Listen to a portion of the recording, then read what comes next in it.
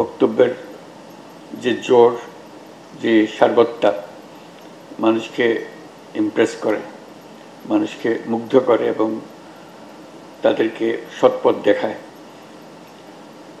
আমি গোড়াতেই যেগুলো বলছিলাম আমাদের সমস্যা নিয়ে, সেগুলোর অনেক কিছুর জবাব পেয়েছি। আমরা চেষ্টা করব সেগুলো যাতে আমরা বাস্তবায়ন করতে পারি। আপনাদের কথার মধ্যে যেগুলো এসছে, যেটা আমার কাছে উল্লেখ করার জন্য মনে হচ্ছে উল্লেখ করার দরকার, সেগুলো হলো, একটা হলো যে ক্ষোভ।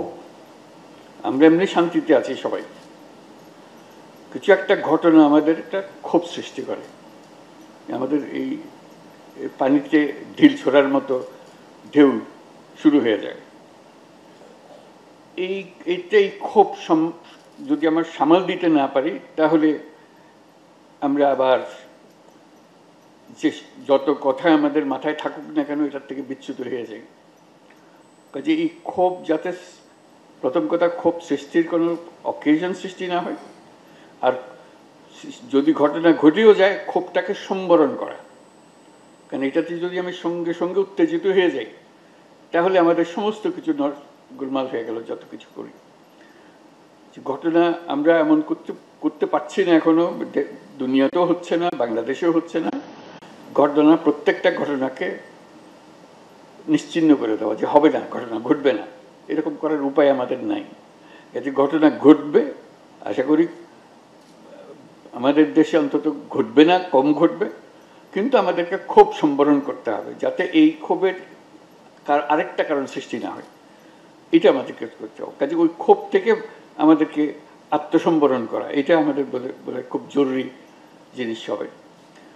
আর দ্বিতীয় যেটা মনে পড়লো, আপনাদের কথার মধ্যে বহুবার এসছে, এটা হলো যে একটা দলকে, একটা রাজনৈতিক গোষ্ঠীকে আমরা এখান থেকে বিতাড়িত করেছি। তারা কিন্তু তাতেই শেষ হয়ে যায়নি, সম্পূর্ণ সমাপ্ত মনে করে নাই। তারা দেশে এবং বিদেশে তারা অবস্থান করছে। তারা সুযোগ পেলেই একটা উস্কানিমূলক কিছু একটা করবে। কাজে সেটার থেকে আমরা কিভাবে এই উস্কানিটাকে চিহ্নিত করতে পারবো এবং উস্কানিতে সাড়া না দেওয়া, এইটার থেকে আমরা কিভাবে বাঁচবো, এইটাই আমাদের। আমরা সব দিকে ঠিক আছি, কিন্তু এই বাইরের থেকে আসতেছে, একটা ক্ষোভ সৃষ্টি করছে, আর একটা হলো যে উস্কানি সৃষ্টি করছে। উস্কানিটা এমন নিখুঁতভাবে করে বোঝা যায় না যে এটা উস্কানি। কাজে এটার থেকে কী করবো? তারপরে বহির্বিশ্বে আবার কেউ আছে যারা আমাদেরকে বিভিন্নভাবে উস্কানির সূত্রপাত করে। তাদের দেশের যারা সংখ্যালঘু, তাদের উপরে যে হয়রানি, যে তাদের যে ব্যবস্থা, সেটা আমাদের মনে ক্ষোভ সৃষ্টি করে, আমাদের উস্কানির সৃষ্টি করে। এই দুটোর থেকে আমরা কিভাবে ঘটনাকে স্বীকৃতি দেব, কিন্তু তার উস্কানির শিকার হবে না, এইটা আমরা কিভাবে করতে পারি, এটা আমাদেরকে শিখতে হবে, যাতে করে আমরা এই পরিস্থিতির বারে বারে মোকাবেলা করতে। এটা আমাদের কারণে হচ্ছে না, আমি যেটা উল্লেখ করতে চাচ্ছি, এটা আমাদের কারণে হচ্ছে না, হচ্ছে বাইরের একটা কারণে। এই বাইরের কারণটাকে আমরা কিভাবে সম্বরণ করতে পারবো, এবং সেটার পরবর্তীতে রাজনৈতিকভাবে বা রাষ্ট্রীয়ভাবে প্রতিকারও সম্ভব হবে। আমরা ওই দিকে চলে যেতে পারি কিনা, যে আমরা ব্যক্তিগতভাবে প্রতিকার না করে রাষ্ট্রীয়ভাবে প্রতিকার করার ব্যবস্থা করতে পারি কিনা।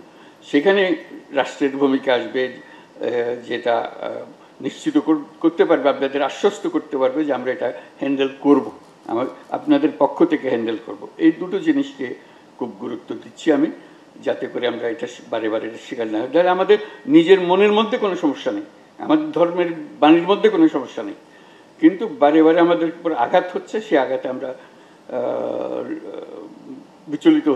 বিচলিত হয়ে এমন সব কাজ করছি, পরে হয়তো আমরা বুঝি যে এটা ঠিক হয়নি।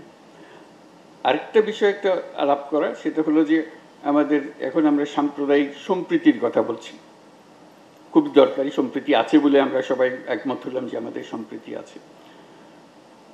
সম্প্রীতির সঙ্গে আরেকটা জিনিস আমি যোগ করতে চাই, সেটা হলো ভয়। সম্প্রীতি আছে, কিন্তু মনের মধ্যে ভয়ও আছে। এই ভয় থেকে কেমনি আমরা উত্তরণ করবো? যেমন আমরা নাগরিক, আমরা নির্ভয়ে নাগরিক, ভয়ের সঙ্গে নাগরিক না।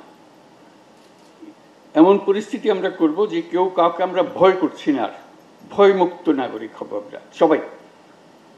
নাগরিক অধিকারও থাকবে এবং সঙ্গে সঙ্গে নিজের মনের মধ্যে ভয়টা আর থাকবে না। আমরা যেমন সম্প্রীতির কথা বলি, সম্প্রীতির কথার ভেতরেও কিন্তু একটা ভয় আছে। ভয় না থাকলে সম্প্রীতির কথাটা আসতো না। কাজেই আমরা এমন একটা পরিস্থিতির সৃষ্টি করি যে যেখানে এটা একটা মানবিক সম্পর্ক, যেটা ভয়মুক্ত। আমরা একে অপরকে দেখে ভয় পাই না, একে অপরকে কথা বলতে ভয় পাই না, আমাদের এক পরিবার আর পরিবারের কাছে গেলে ভয় পায় না, আমাদের সন্তানরা পরস্পরের সঙ্গে যোগাযোগে ভয় পায় না।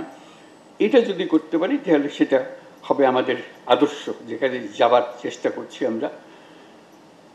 বাংলাদেশ এখন নতুনভাবে জন্ম লাভ করছে।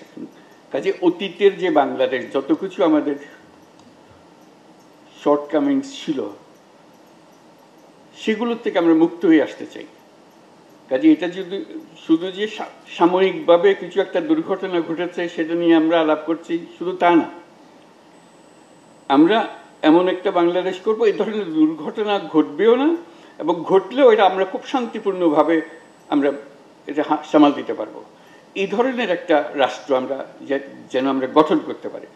এটা ভয়মুক্ত রাষ্ট্র, যে একজন নাগরিককে ভয় পাবে না, এবং এমন এক রাষ্ট্র আমরা নিশ্চিতভাবে আমরা ভবিষ্যতের দিকে এগিয়ে যেতে পারি ভিন্নভাবে। বর্তমানে যা আছে তার কিছুটা রদবদল করে না, একেবারে কাঠামোগতভাবে পরিষ্কার করে, যে আমরা পরস্পরই যারা আমরা এই দেশে বসবাস করি তাদের সম্পর্ককে নতুনভাবে